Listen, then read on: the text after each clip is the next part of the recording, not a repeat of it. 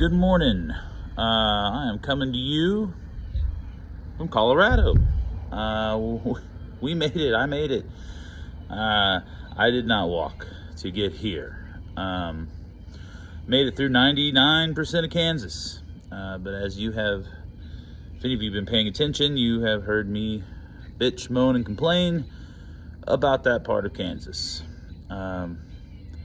I came into a little town called Spearville, which is just a truck stop, a couple days ago, and I thought if I got to Dodge City, things would turn around. There was a little campsite there. I was awaiting a package from my father. He was going to give me a little Marine flag to put on my pack. Maybe people would be a little less a-holy. Who knows? But hey, worth a shot. And that idea came from Mr. Kevin Framer. I cannot believe I didn't think of that earlier. So thanks to everybody. Again, that's support. That's awesome. Could not do that by myself. So as I'm coming out of Dodge City, or excuse me, out of Spearville, I thought, man, if I could just get like a local taxi or something. And I hit up the local taxi, and for 10 miles, they wanted $60. There's no Uber or anything like that out here. So I said no, because that's insane. That's insane price. Even in my destitution of and fear of just wanting to get out of there, that's too high. So I tried to get a little crafty. I took a black marker and got a little cardboard out of their dumpster and made a sign asking if someone wanted to take me to Dodge City. And I figured instead of pressing people or hitchhiking, I could put that sign out and stay out of the sun, and if somebody wanted to take me, that'd be great. If not, I was going to wait till it wasn't 98 degrees without the humidity before I went. So got really lucky. Woman named Cindy picked me up, asked me if I was a good guy, and that I wasn't going to rob her. I don't know what she expects people to say in that scenario other than no, but obviously no. We got a feel for each other. She had her autistic son in the back, so she was a little concerned, but thankfully she was on board and said that I looked like a nice person and she'd be happy to help. So she drove me into just outside of Dodge City. She got me real close. And so I waited overnight and then made my way into Dodge City the next day. I had accepted my fate. I called a KOA that was in the middle of town next to a water park, so kind of camping.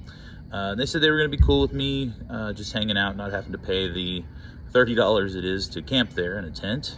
So that was going to be my fate. It's going to be hot. It's going to be stormy, and I was going to have somewhere to be, though. And I started on my way, and young man waved me down.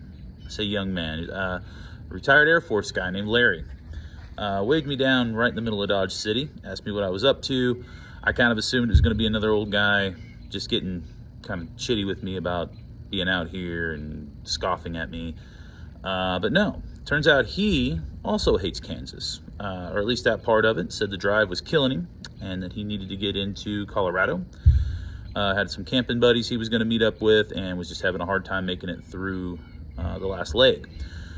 So I asked him, which I guess I haven't done yet, but I went ahead and asked him, I was like, well, why would you like to pick me up and take me specifically?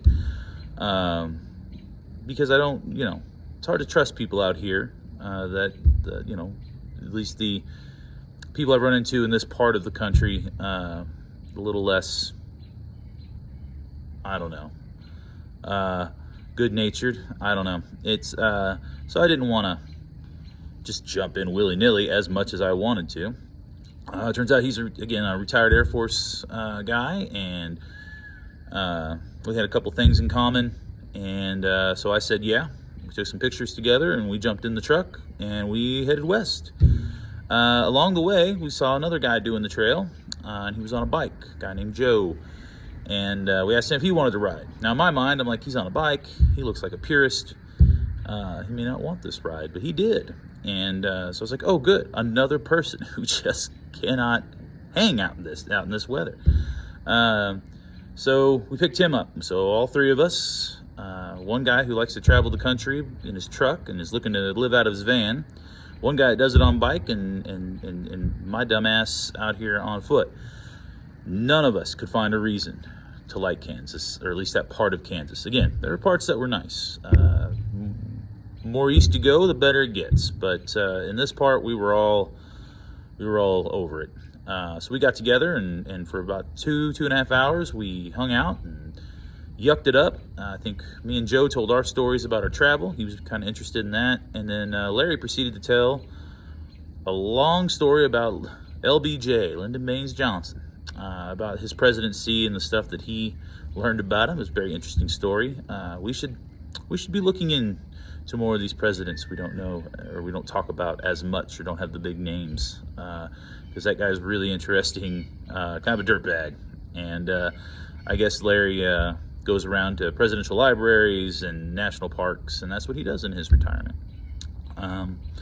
Said that he was tired of going to his friends' funerals, so he was hitting the country to meet up with some old friends and stuff before everybody started passing on him.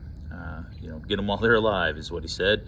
So yeah, that was a really neat day. So if you saw that picture I put up, that is about 3 dudes that just kind of got in the truck, and we're all really good natured. I don't know how often that would happen in the world. So I mark it up to divine intervention. Back to the package, I kind of had to make a decision. Do I stay in Dodge for 2 days and pick up this package, or do I take a chance that the post office will forward it to me in Colorado?